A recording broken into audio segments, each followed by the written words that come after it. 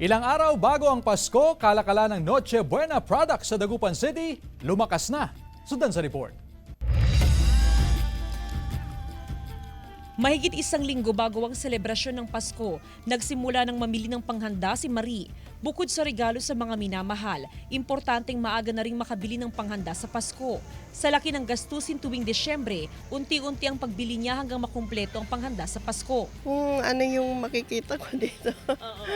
Saka may mga sale, di ba? Kapansin-pansin ang paglakas sa bentahan ng Noche Buena items. Sa ilang supermarket sa Dagupan City, mayroon ng mga nakahandang Noche Buena items na nakabasket.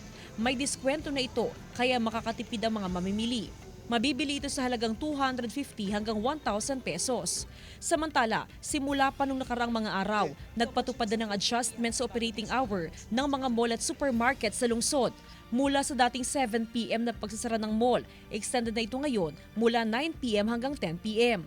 Kasabay nito, tiniyak ng Dagupan City PNP na sapat ang bilang ng mga pulis na nakadeploy maging sa mga mall at supermarket. Nasa 130 na pulis na nakadeploy ngayon sa lungsod ng Dagupan. Lahat po ng mga pinupuntahan ng tao sa malls, nandyan yung ating kapulisan, magbibigay ng seguridad sa kanila. Oo. Sir, na-mention kasama si Ron Alistair Taniedo, Jasmine Gabriel Galban, One North Central Luzon.